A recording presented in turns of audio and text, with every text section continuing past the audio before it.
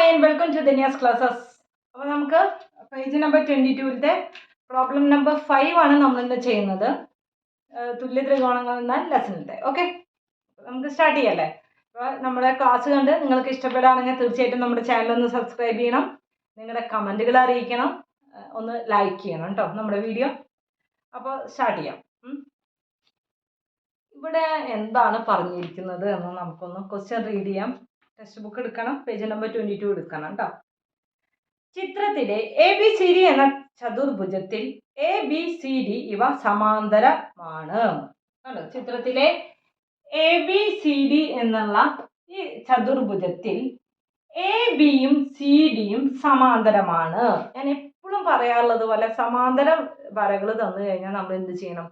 അത് ഒരു രണ്ട് കാര്യങ്ങൾ നമുക്ക് ഓർത്ത് വെക്കണം. ഒന്ന്, അതിൻ്റെ എന്താ പറയുക, അനുബന്ധ കോണുകൾ തുല്യമായിരിക്കും, പിന്നെ അതിൻ്റെ മറുകോണുകളും തുല്യമായിരിക്കും. ഇത് രണ്ടും നമ്മുടെ മനസ്സിൽ വരണം, നമുക്ക് ഓർമ്മ വേണം അത് കേട്ടോ. ഇനി എന്താ പറഞ്ഞിരിക്കുന്നത്? BC എന്ന വശത്തിൻ്റെ മധ്യബിന്ദുവാണ് M എന്ന് പറയുന്നത്. അതായത് ഈ BC എന്ന വശത്തിൻ്റെ മധ്യബിന്ദുവാണ് M എന്ന് പറയുന്നത്. മധ്യബിന്ദുവാണ് M എന്ന് പറയുമ്പോൾ നമ്മൾ ഇതുപോലത്തെ ഒരു പ്രോബ്ലം ചെയ്തിട്ടുണ്ടായിരുന്നു. എങ്ങനെയായിരുന്നു മധ്യബിന്ദു എന്ന് പറഞ്ഞാൽ? അപ്പോൾ എന്താ ഉദ്ദേശിക്കുന്നത്? CM എന്ന് പറയുന്നതും BM എന്ന് പറയുന്നതും തുല്യമായിരിക്കും. അതായത് CM ഈക്വൽ ടു BM എന്ന് നമുക്ക് എഴുതാൻ പറ്റും. ഓക്കെ, ആവശ്യമുണ്ടെങ്കിൽ.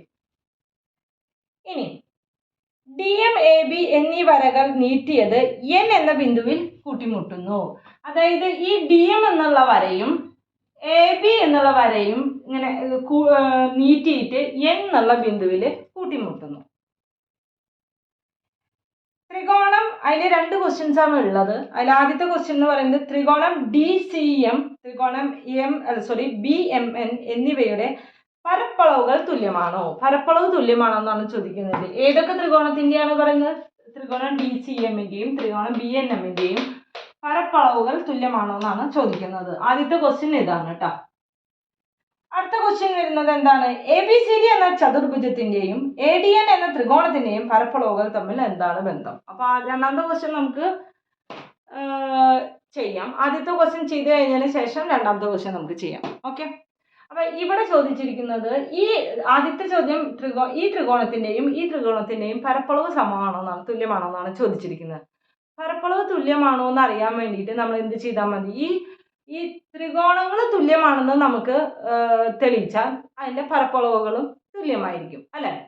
അപ്പം നമുക്ക് ആദ്യം തന്നെ ഈ ത്രികോണങ്ങൾ തുല്യമാണോ എന്നൊന്ന് നോക്കാം.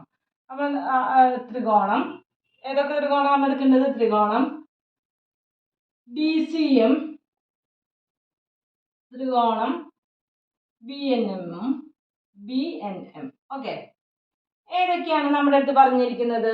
M എന്ന് പറയുന്നത് അല്ല, അതിനേക്കാളും മുന്നേ ഒരു കാര്യം കൂടി നമ്മൾ ശ്രദ്ധിക്കേണ്ടത്, ഇപ്പം ഞാൻ പറഞ്ഞു ഇത് പരപ്പളവ് തുല്യമാണ് എന്ന് തെളിയിക്കാനായിട്ട് നമുക്ക് ഇതിൻ്റെ ഈ ത്രികോണങ്ങൾ തുല്യമാണെന്ന് തെളിയിച്ചാൽ മതി എന്ന് പറഞ്ഞു.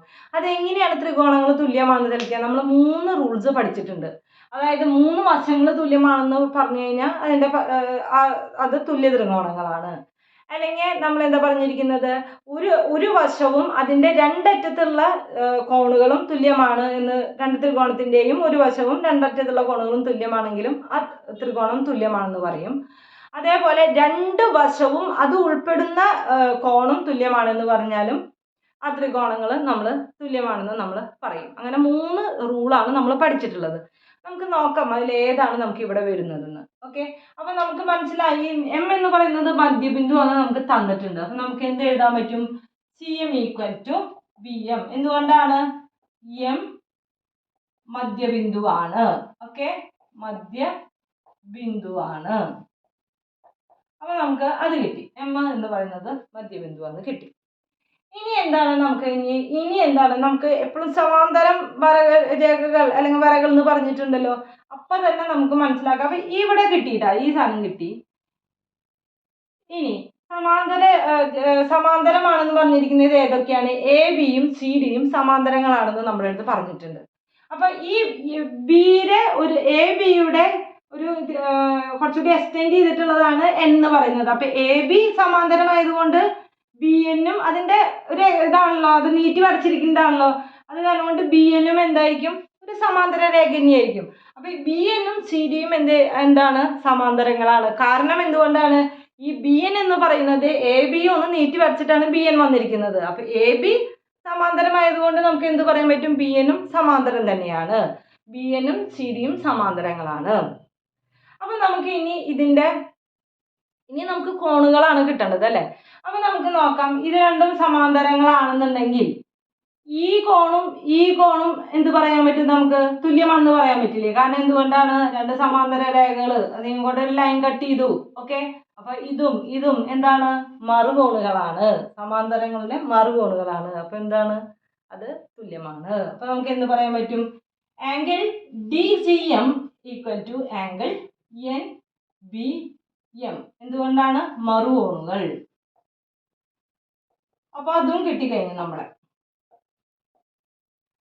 ഇനി എന്താണ് നമുക്ക് ഇനി കിട്ടാനുള്ളത്? അപ്പൊ ഈ ഒരു സൈഡും ഒരു കോണും കിട്ടി. ഇനി നമുക്കറിയാം, ഒന്നില്ലെങ്കിൽ രണ്ട് വശവും ഒരു കോണും, അല്ലെങ്കിൽ ഒരു വശവും അതിന്റെ അറ്റത്തുള്ള രണ്ട് കോണുകളും. നമുക്ക് ഈ കോണും തുല്യമാണെന്ന് പറയാൻ പറ്റും? ഒന്ന് ആലോചിച്ച് നോക്കിയാൽ, ഒരു ലൈൻ ഇങ്ങനെ വന്നു, വേറൊരു ലൈനും ഇങ്ങനെ വന്നു. ഓക്കെ, ഈ കോണും തുല്യല്ലേ? എന്തുകൊണ്ടാണ് ഇത് തുല്യമാണെന്ന് പറയുന്നത്? എതിർ കോണുകളാണ് അല്ലെ. അതുപോലെ നമ്മൾ എന്ത് പറയും? ഈ കോണും തുല്യമാണെന്ന് പറയാം. എന്തുകൊണ്ടാണ്? അത് എതിർ കോണുകളായ കാരണം കൊണ്ട്. അതേപോലെ തന്നെ നമുക്ക് എന്ത് പറയാൻ പറ്റും? Angle C M D equal to angle B M N, അതായത് എമ്മും എമ്മും. ഓക്കെ, എന്തുകൊണ്ടാണ്? എതിർ കോണുകൾ. ഇപ്പൊ നമുക്ക് കിട്ടിയില്ലേ? ഒരു വശവും അതിന്റെ രണ്ടറ്റത്തുള്ള കോണുകളും തുല്യമായിട്ട് കിട്ടി. അപ്പൊ നമുക്ക് എന്ത് പറയാൻ പറ്റും? ഈ രണ്ട് ത്രികോണങ്ങൾ തുല്യ ത്രികോണങ്ങളാണെന്ന് പറയാൻ പറ്റും. Therefore, ത്രികോണം D C M equal to ത്രികോണം ബി എൻ എം. എന്താണ് ആ റൂൾ ഇവിടെ എഴുതണം? എന്ത് റൂളാണ്? ഒരു ത്രികോണത്തിന്റെ ഒരു വശവും രണ്ടറ്റത്തുള്ള കോണുകളും മറ്റൊരു ത്രികോണത്തിന്റെ ഒരു വശവും രണ്ടറ്റത്തുള്ള കോണുകളും തുല്യമാണെങ്കിൽ അതിന്റെ മൂന്നാമത്തെ കോണും തുല്യമായിരിക്കും. തുല്യമായ കോണുകളുടെ എതിർ വശങ്ങളും തുല്യമായിരിക്കും. അപ്പൊ അത് എഴുതിയാൽ മതി. അപ്പൊ ഇത് കിട്ടി. അപ്പൊ നമുക്ക് എന്ത് പറയാൻ പറ്റും? Therefore, ഡി സി എമ്മിന്റെ പരപ്പളവും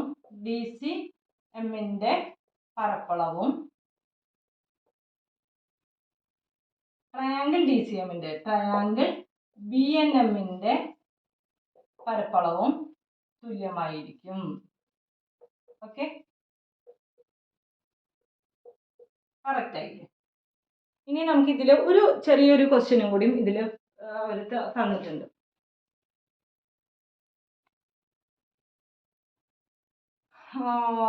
എന്താ ചോദിച്ചിരിക്കുന്നത്? സെക്കൻഡ് ക്വസ്റ്റ്യൻ എന്താ ചോദിച്ചിരിക്കുന്നത്? എ ബി സി ഡി എന്ന ചതുർഭുജത്തിന്റെയും എ ഡി എൻ എന്ന ത്രികോണത്തിന്റെയും പരപ്പളവുകൾ തമ്മിൽ എന്താണ് ബന്ധം എന്നാണ് ചോദിച്ചിരിക്കുന്നത്. ഇങ്ങനെ കാണുമ്പോൾ വിചാരിക്കും ഇത് തമ്മിൽ എന്താണ് ഇത്ര വലിയ കാര്യം എന്നുള്ളത്. നമുക്കൊന്ന് നോക്കാം ഇത് തമ്മിൽ എന്താണ് ബന്ധം എന്നുള്ളത്. അതായത് ഈ ചതുർഭുജത്തിന്റെയും ത്രികോണത്തിന്റെയും പരപ്പളവുകൾ തമ്മിൽ എന്താണ് ബന്ധം എന്നാണ് ചോദിച്ചിരിക്കുന്നത്. അപ്പൊ നമുക്കൊന്ന് നോക്കാം ഇത് തമ്മിൽ എന്താണ് ബന്ധം എന്നുള്ളത്. ഏതാണ് വന്നിരിക്കുന്നത്? എ ബി സി ഡിയും അതുപോലെ തന്നെ എ ഡി എന്നും തമ്മിലുള്ള ബന്ധമാണ് ചോദിച്ചിരിക്കുന്നത്, പരപ്പളവുകൾ തമ്മിലുള്ള ബന്ധം. അപ്പൊ നമുക്ക് നോക്കാം. ഞാൻ എഴുതാണ്. എ ബി സി ഡി ചതുർഭുജം എ ബി സി ഡിയുടെ പരപ്പളവ് ഈക്വൽ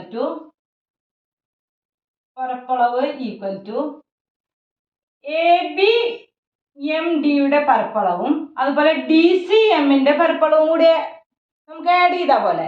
അപ്പൊ എന്താ? ചതുർഭുജം എ ബി എം ഡിയുടെ പരപ്പളവ് പ്ലസ് ത്രികോണം ഡി സി എമ്മിന്റെ പരപ്പളവ്. ശരിയല്ല പറയുന്നത്? അതായത് A B C D M ഡിയുടെ പരപ്പളവും ഇതിന്റെ പരപ്പളവും കൂടി ആഡ് ചെയ്താൽ ഈ മൊത്തം ചതുർഭുജത്തിന്റെ പരപ്പളവ് കിട്ടുമല്ലോ. നമുക്കറിയാം ഡി സി എമ്മിന്റെ പരപ്പളവ് എന്ന് പറയുന്നത് ബി എമ്മിന്റെ പരപ്പളവും തുല്യമാണെന്ന് അറിയാം. അപ്പൊ നമുക്ക് ഒന്നുകൂടി എഴുതിയൂടെ?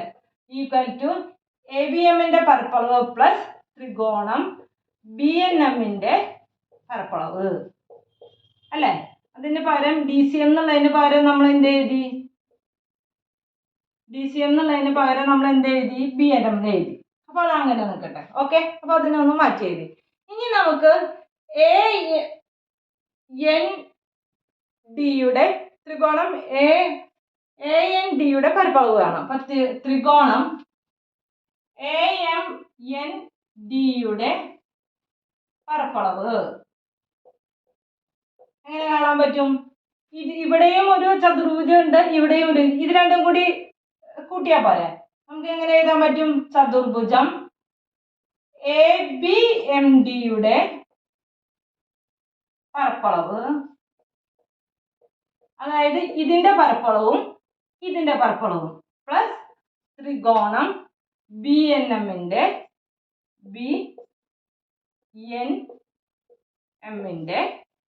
പരപ്പളവ്. നോക്കി നോക്കിയേ, ഈ ABCയുടെ പരപ്പളവും ADN പരപ്പളവും എന്താണ്? സെയിം തന്നെയല്ലേ? ADM പരപ്പളവ് പ്ലസ് BNM പരപ്പളവ്. ഇപ്പൊ നമുക്ക് എന്ത് പറയാൻ പറ്റും? ചതുർഭുജം ABCയുടെയും അതുപോലെ തന്നെ ത്രികോണം ANDയുടെയും പരപ്പളവ് തുല്യമാണ് അല്ലേ? വളരെ സിമ്പിൾ അല്ലേ ഇത് കണ്ടുപിടിക്കാനായിട്ട്? ഓക്കെ, അപ്പൊ പിന്നെ നമുക്കിനി ഒരു ക്വസ്റ്റ്യനും കൂടിയാണ് നമ്മുടെ ഈ എക്സസൈസിലുള്ളത്, അത് ചെയ്യാം. ഓക്കെ, അപ്പൊ നമുക്ക് ഇനി 6th പ്രോബ്ലം, അതായത് ലാസ്റ്റ് പ്രോബ്ലം ചെയ്യാം. ഓക്കെ, ചെറിയൊരു പ്രോബ്ലം ആണ്, ചെയ്യാം. ഒരു ചതുരത്തിന്റെ 2 വികരണങ്ങൾ തുല്യമാണോ? എന്തുകൊണ്ട് എന്നാണ് ചോദിച്ചിരിക്കുന്നത്. അതായത് ഒരു ചതുരം വരച്ചു, അതിന്റെ 2 വികരണങ്ങൾ തുല്യമാണോ എന്നാണ് ചോദിച്ചിരിക്കുന്നത്. അപ്പൊ ചതുരത്തിന് ഞാൻ പേര് കൊടുക്കാണ്, ABCD എന്ന് പേര് കൊടുക്കാണ്. ഇതിന്റെ വികരണം എന്ന് പറയുന്നത് എന്താണ്? എയും സിയും അതുപോലെ ബിയും ഡിയും ആണ് ഇതിന്റെ വികരണങ്ങൾ. ഇത് തുല്യമാണോ എന്നാണ് ചോദിച്ചിരിക്കുന്നത്. ഓക്കെ, അപ്പോൾ ഇതിപ്പോ ചതുരത്തിനെ കുറിച്ചിട്ട് കുറച്ച് കാര്യങ്ങൾ നമുക്ക് ആദ്യമേ തന്നെ ഒന്ന് റിക്കാക്ട് ചെയ്യാം. ഓക്കെ, ചതുരം എന്ന് പറഞ്ഞാൽ എന്തായിരിക്കും? ABCD ആണ് ഒരു ചതുരം എന്ന് വിചാരിക്കും. ഇതിന്റെ ഈ സൈഡും എന്തായിരിക്കും? തുല്യമായിരിക്കും. അതുപോലെ ഇപ്പുറത്തെ സൈഡും എന്തായിരിക്കും? തുല്യമായിരിക്കും. പിന്നെ എന്താണ്? ഇതിന്റെ കോണുകൾ എത്രയായിരിക്കും? ഈ 4 കോണുകളും എത്രയായിരിക്കും? 90 ഡിഗ്രി ആയിരിക്കും. ഇതാണ് ചതുരത്തിന്റെ പ്രത്യേകത. ഓക്കെ, ക്ലിയർ ആയല്ലോ? ഇനി നമുക്ക് നമ്മുടെ പ്രോബ്ലം ചെയ്യാനായിട്ട് തുടങ്ങാം. അപ്പൊ നമുക്ക് ഇതിന്റെ വികരണങ്ങൾ തുല്യമാണോ എന്നാണ് ചോദിക്കുന്നത്. അപ്പൊ AC എന്നുള്ള വികരണം വരുന്നത് ഏത് ത്രികോണത്തിലാണ്? ABCയിലാണ് AC വരുന്നത് അല്ലെ? അപ്പൊ നമുക്ക് എഴുതാം, ത്രികോണം ABC അതുപോലെ തന്നെ BD എന്നുള്ള വികരണം വരുന്നത് ഏതാണ് ത്രികോണത്തിലാണ്? ABDയിലാണ് അല്ലെ? ത്രികോണം ABD. എന്തുകൊണ്ടാണ് ആ ത്രികോണം എടുത്തതെന്ന് മനസ്സിലായല്ലോ? AC എന്നുള്ള വികരണം കിട്ടാനും BD എന്നുള്ള വികരണം കിട്ടാനാണ് നമ്മൾ ABCയും അതുപോലെ തന്നെ ABDയും എടുത്തത്. ഓക്കെ, ഇതില് നമുക്ക് എങ്ങനെ പറയാൻ പറ്റും? AB equal to AB.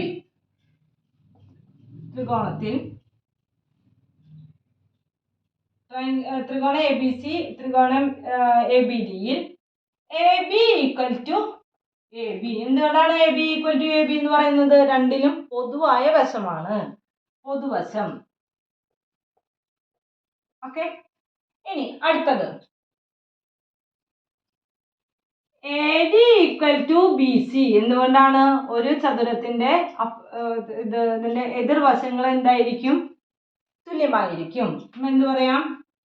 AD equal to AD അല്ല, ഇവിടെ ഏതാ ഉള്ളത്? AB. ഇവിടെ ഏതാ ഉള്ളത്? ABC. അതായത് BC ഈക്വൽ ടു AD അല്ലെ? BC equal to AD. എന്തുകൊണ്ടാണ്? എതിർവശം, അതായത് ചതുരത്തിന്റെ എതിർവശം. അപ്പൊ 2 വശങ്ങൾ കിട്ടി കഴിഞ്ഞു അല്ലെ? ഈ വശവും അതുപോലെ തന്നെ ഈ വശവും കിട്ടി, അതുപോലെ തന്നെ ഇതിന്റെ ഈ വശം യൂസ് ചെയ്യും. അപ്പൊ ഇനി എന്താണ്? 2 വശങ്ങൾ കിട്ടി അല്ലെ? 2 വശങ്ങൾ കിട്ടി. അപ്പൊ നമുക്ക് ഇനി അതിന്റെ ഉള്ളിലുള്ള കോണും തുല്യമാണോ എന്ന് അറിഞ്ഞാൽ മതി അല്ലെ? അങ്ങനെയാണെങ്കിൽ മറ്റു വശവും തുല്യമായിരിക്കും അല്ലേ. ഈ രണ്ട് വശങ്ങളും കിട്ടി. അപ്പം അതിൻ്റെ ഉള്ളിലുള്ള കോണും തുല്യമാണെങ്കിൽ മറ്റു വശവും തുല്യമാണെന്നാണ് നമ്മൾ പഠിച്ചിട്ടുള്ള റൂള്. അപ്പം എന്താണ്, ഞാൻ പറയട്ടെ, ഈ കോണും തുല്യമല്ലേ. രണ്ട് കോണുകളും എത്രയാണ്? 90 ഡിഗ്രിയാണ്. അപ്പോൾ ത്രികോണം എ ബി സിയിലെ കോൺ ബി എന്ന് പറയുന്നത് ത്രികോണം എ ബി സിയുടെ ഇങ്ങനെയാണെന്ന് വിചാരിക്കും. ത്രികോണം എ ബി സിയുടെ കോൺ ബി എന്ന് പറയുന്നത് 90 ഡിഗ്രിയാണ്. അതുപോലെ ത്രികോണം എ ഡി സിയിലെ കോൺ എ എന്ന് പറയുന്നതും 90 ഡിഗ്രിയാണ്. കണ്ടോ, ഇതിന്റെ ഇടയിലുള്ള കോണ്. അപ്പം എങ്ങനെ എഴുതാൻ പറ്റും? കോൺ D A B equal to കോൺ എ ബി സി ഇവിടെയല്ലേ കൊടുക്കുന്നത്, അപ്പൊ ഇവിടെ എഴുതാം. കോൺ A B C equal to കോൺ D A B equal to 90 degree. കോൺ D A B equal to കോൺ A B C equal to 90 degree. എന്തുകൊണ്ടാണ്? ചതുരത്തിന്റെ കോണുകൾ. ഓക്കെ, 90 ഡിഗ്രി കിട്ടി. നമുക്ക് എന്ത് മനസ്സിലായി? ഈ രണ്ട് ത്രികോണങ്ങളും തുല്യമാണെന്ന് മനസ്സിലായി. അപ്പൊ ഇങ്ങനെ വന്നു കഴിഞ്ഞാൽ അല്ലെങ്കിൽ നമുക്ക് ഇങ്ങനെ എഴുതിയാൽ മതി. എന്താ പറയേണ്ടത്? കോൺ B D equal to A C എന്ന് ഡയറക്റ്റ്ലി നമുക്ക് എഴുതാൻ പറ്റും. എങ്ങനെയാണ് B D equal to A C എന്ന് എഴുതാൻ പറ്റുക? B A C equal to B D എന്ന് നമുക്ക് എങ്ങനെ എഴുതാൻ പറ്റും? ഇതിന്റെ ശരിക്കും റൂൾ എങ്ങനെ എഴുതാൻ പറ്റും? ഒരു ത്രികോണത്തിന്റെ രണ്ട് വശങ്ങളും അതിനുള്ളിലെ കോണും മറ്റൊരു ത്രികോണത്തിന്റെ രണ്ട് വശവും അതിനുള്ളിലെ കോണും തുല്യമാണെങ്കിൽ അതിന്റെ എതിരെയുള്ള വശങ്ങളും ഈക്വൽ ആയിരിക്കും, തുല്യമായിരിക്കും. അപ്പൊ അതിന്റെ ആ റൂള് അതുപോലെ തന്നെ എഴുതാം. മനസ്സിലായല്ലോ? സിമ്പിൾ അല്ലേ? രണ്ട് വശവും അതിന്റെ കോണും തെളിയിച്ചു. അപ്പൊ നമുക്ക് ആ റൂൾ എഴുതാം. അതായത് ഞാൻ പറഞ്ഞ പോലെ തന്നെ ഒരു ത്രികോണത്തിന്റെ രണ്ട് വശങ്ങളും അതിൻ്റെ ഉള്ളിലുള്ള ആംഗിളും മറ്റു ത്രികോണത്തിന്റെ രണ്ട് വശങ്ങളും അതിൻ്റെ ഉള്ളിലുള്ള ആംഗിളും അതിൻ്റെ ഉള്ളിലുള്ള കോണും തുല്യമാണെങ്കിൽ അതിൻ്റെ മൂന്നാമത്തെ വശവും തുല്യമായിരിക്കും. ഓക്കെ, അപ്പോൾ അത് എഴുതിയാൽ മതി. അപ്പോൾ ക്ലിയർ ആയല്ലോ? ഇതിൻ്റെ വികരണം തുല്യമാണെന്ന് നമ്മൾ തെളിയിച്ചു. ഓക്കെ, അപ്പോൾ ഇത്രയേ ഉള്ളൂ ഈ പ്രോബ്ലം. വളരെ സിമ്പിൾ ആയിട്ടുള്ള പ്രോബ്ലം ആണ് അല്ലേ? അപ്പോൾ നമ്മുടെ ഈ എക്സസൈസ് ഇതിനോടൊപ്പം കഴിയായി. അടുത്ത എക്സസൈസിൽ ഇനി കാണാം. ബൈ. നന്നായി പഠിക്കണം കേട്ടോ. Okay, by.